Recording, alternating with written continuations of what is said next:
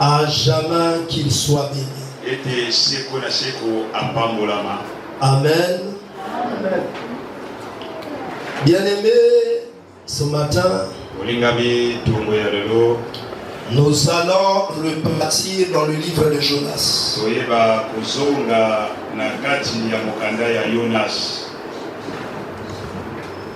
Là où nous sommes en train de parler de la miséricorde de Dieu.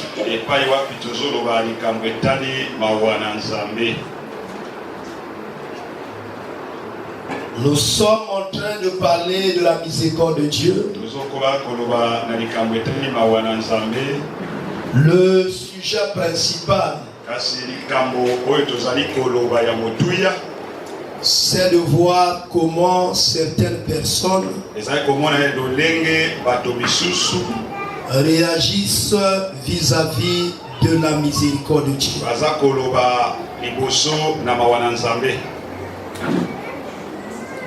En ce dimanche 3 novembre 2024,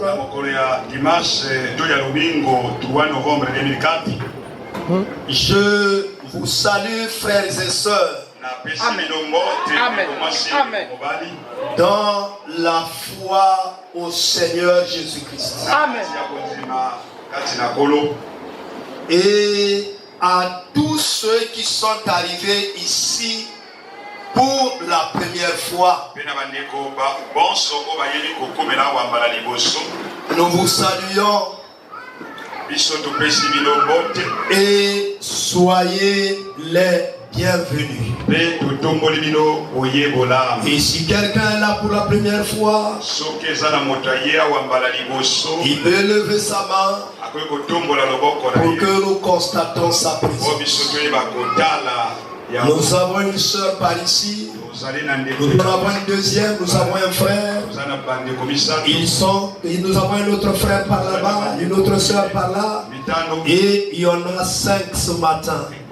Et on a une autre sœur là-bas au fond, et ça fait une 6e personne. Bénissons Dieu pour sa grâce. La Bible dit qu'il ajoutait chaque jour à l'église ceux qui avaient cru.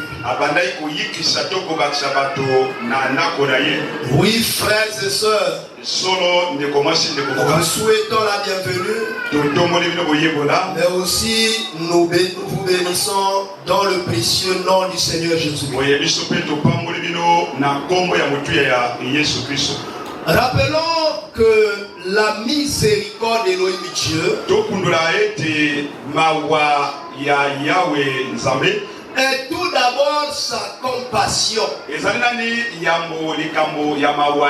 envers tout un chacun. Envers tout un chacun. Pour toute forme de souffrance que ce dernier est en train de subir. Cette miséricorde s'exprime à travers la patience bienveillante devant la lenteur de la conversion de toute personne. Mon ami, vous savez, Dieu nous aime. Il nous connaît. Il connaît notre niveau de maturité spirituelle. Il connaît nos faiblesses. Ainsi, chaque jour qui passe, il exerce sa compassion envers chacun de nous. Et nous attendons toujours s'améliorer. Mon ami, c'est aussi le pardon généreux que Dieu accorde à tous ceux qui se repentent. C'est exactement cela la miséricorde. C'est également le cœur de Dieu qui s'ouvre devant la misère de toute personne. Et il voudrait en même temps que l'homme manifeste aussi la même compassion envers son prochain. Et son cœur devait aussi considérer la faiblesse de son bien-aimé et travaillant de ce que son bien-aimé puisse progresser dans sa marche avec le Seigneur. Voyons le cas du malfaiteur sur la croix. Regardez cela. Regardez cela dans Luc. Luc chapitre 23. Vous allez constater comment la miséricorde de Dieu agit. Luc chapitre 23, les versets 39 et 43.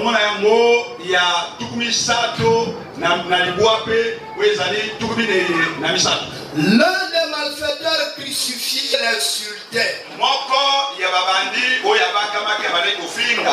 disant: n'es-tu pas le Christ?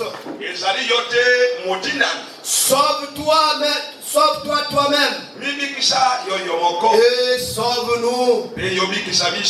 Mais l'autre le reprenait et disait: ne crains-tu pas Dieu, toi qui subis la même condamnation? Pour nous, c'est justice. Non, pour nous, c'est justice. Oh là là. Pour nous, c'est justice, c'est que cela est normal que nous en subissons cela. Car nous recevons ce qu'en mérite nos crimes. Non. Non, comment je dis ça? Car nous recevons ce qu'en mérite nos crimes.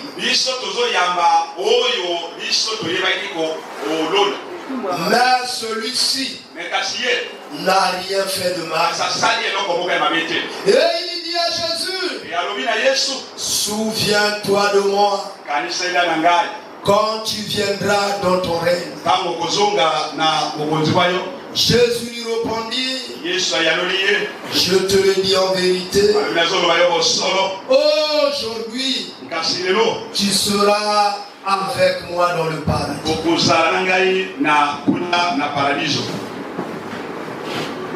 Considérez ici la miséricorde de Dieu. Cet homme est resté malfaiteur toute sa vie. Il a commis autant de crimes. Il entendait parler du Seigneur Jésus-Christ, mais il n'en a jamais fait attention. Il n'a jamais donné sa vie au Seigneur. Mais il est arrivé qu'à cause de ces nombreux crimes, il a été jeté en prison. Et au jour du sacrifice, où le Seigneur Jésus devait être crucifié, il a été identifié parmi les deux voleurs, parmi les deux brigands qui allaient être crucifiés avec le Seigneur. Alors, ils ont été menés sur la route de Golgotha. Et les trois croix avaient été préparées là-bas. Il y avait les trois poteaux là-bas. Le poteau sur lequel le Seigneur devait être crucifié était au milieu. Et il a été crucifié sur ce poteau. Mais les deux brigands, l'un à droite et l'autre à gauche, ils souffraient Il transpirait. Le Seigneur également. Il soupirait. Et le Seigneur également. Il souffrait. Mais l'un d'eux s'est souvenu de tous les miracles que le Seigneur faisait. Il dit, n'es-tu pas le Sauveur? N'es-tu pas le Christ? Tu as accompli beaucoup de miracles. Maintenant nous sommes sur la croix. Mais sauve-toi toi-même. Quitte la croix. Enlève-nous aussi de la croix. Mais pourquoi tu ne le fais pas? Mais l'autre malfaiteur a regardé ce que l'autre disait. Il a dit, mon ami, toi et moi, nous méritons ce que nous subissons. Nous méritons ce que nous subissons. Parce que nous avons commis autant de fautes. Parce que nous avons fait les choses mauvaises. Il était d'abord sincère. Il a reconnu son péché. Il a reconnu son tort. Il a dit si le mal arrivait, ce n'est que normal. Parce qu'il a sémé et il a récolté. Il dit pour nous c'est juste. Mais il dit l'homme à qui tu parles, mais il ne mérite pas cela. Il n'a rien fait de mal. Mais il est crucifié injustement. Il dit mon ami, ne crains-tu pas Dieu? N'as-tu pas peur de Dieu? Voyez-vous un malfaiteur qui se rend grâce, qui se rend compte de ce que Dieu est. Non, frère, n'imagine rien. Qui ne se rend compte de ce que Dieu est. Et il respecte Dieu. Il honore Dieu malgré toutes les erreurs commises. Et enfin, il tourna ses regards vers le Seigneur. Il dit au Seigneur, rappelle-toi de moi lorsque tu seras chez ton Père. Il dit, rappelle-toi de moi lorsque tu seras chez ton Père. Mais regardez le Seigneur. Qu'est-ce qu'il a dit à cet homme? Il lui dit, mon ami, je te le dis en vérité, aujourd'hui, tu seras avec moi dans le paradis. Regardez cet homme qui s'est converti au dernier moment, qui a reconnu son tort,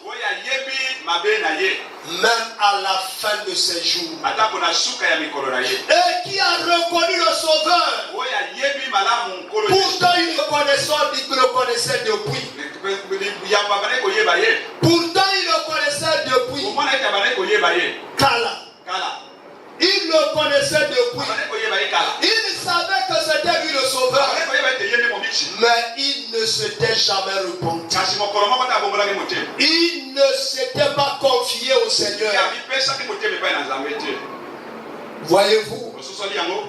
Mais le Seigneur l'a aimé, a accepté son pardon et a effacé tous ses péchés. Il a transféré de l'enfer au paradis. Il lui a dit, mon ami, aujourd'hui, toi et moi, nous serons chez le Père. Mais imaginez-vous, si c'était toi et moi, comment allions-nous réagir? On allait dire, est-ce que c'est maintenant que tu dois te rendre compte de ce que je suis? Amen. Amen. Amen. Est-ce que c'est maintenant? Tu te rends compte que je suis le Sauveur? Est-ce que c'est maintenant? Tu te rends compte que je suis le chemin qui emmène vers le Père?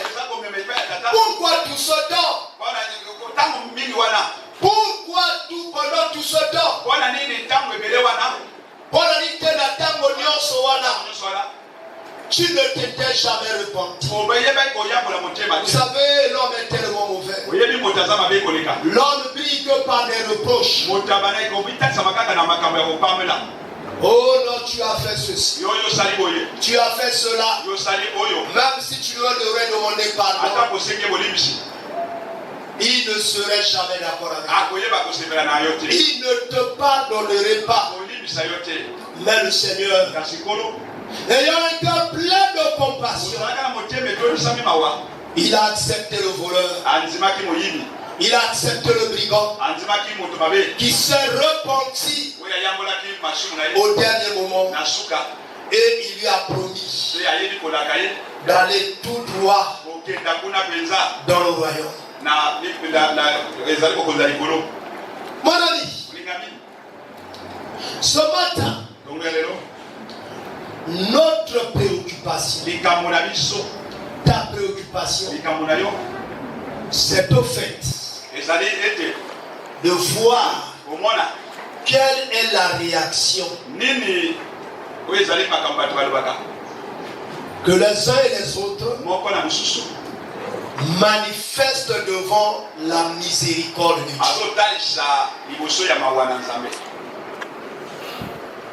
C'est ce qui nous emmène aujourd'hui pour la 3e fois. De manière successive, à regarder le livre de Jonas.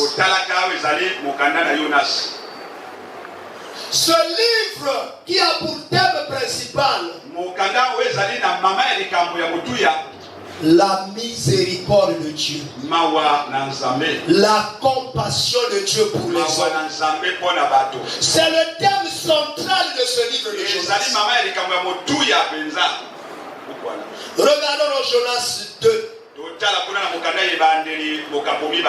Mon ami, regardons dans Jonas chapitre 2. Prenons le dernier verset. Le verset 11. L'Éternel parla au poisson. Et le poisson vomit Jonas sur la terre.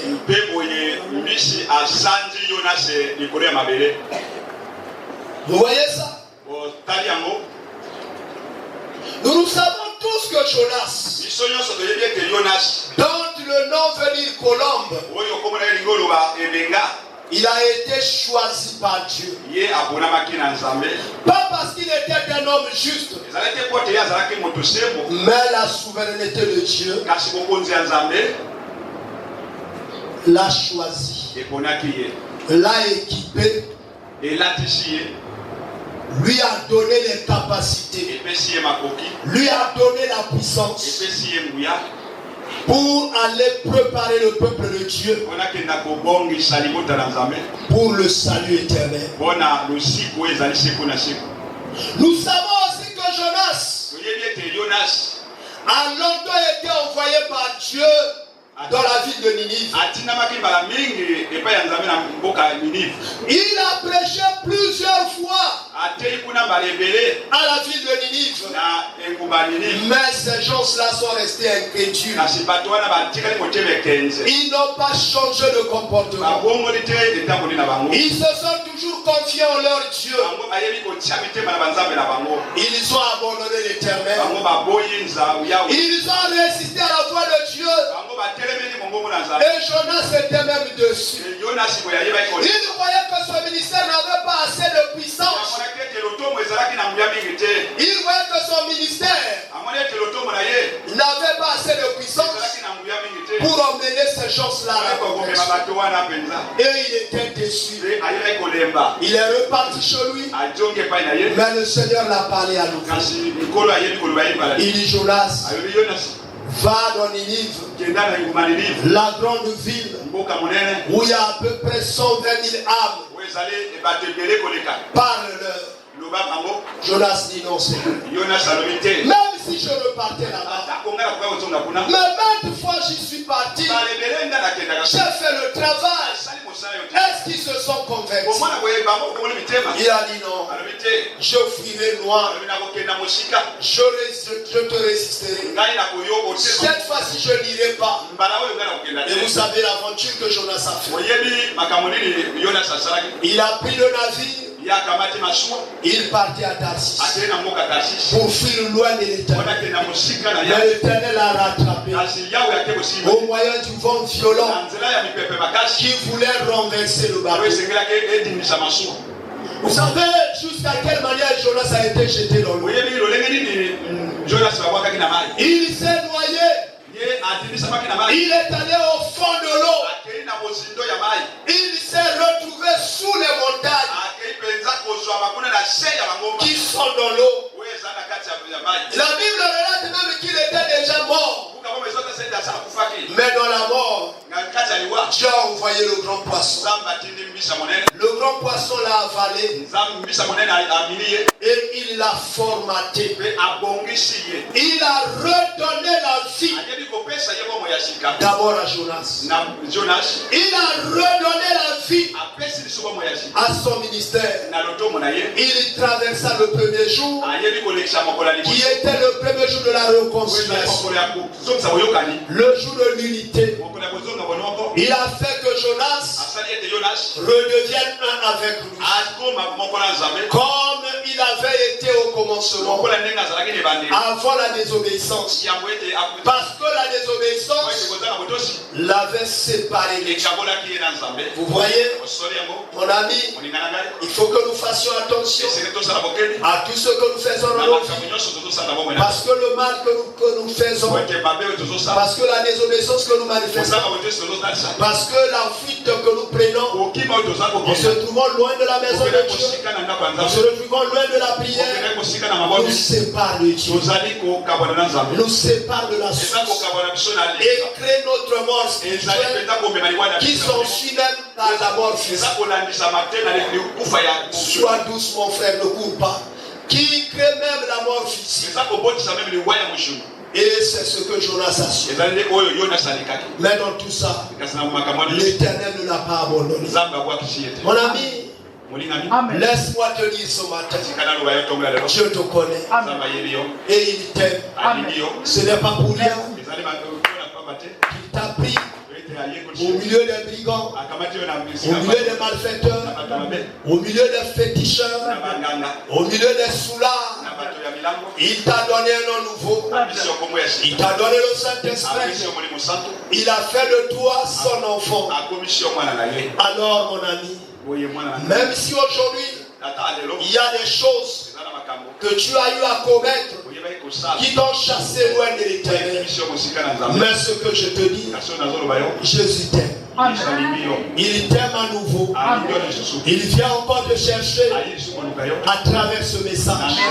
Il vient encore te chercher. Il dit mon fils reviens. Maintenant, lorsque Jonas a passé 3 jours et 3 nuits dans le sein du Seigneur, parce que le gros poisson c'est Jésus. Et vous savez le nom du poisson en grec.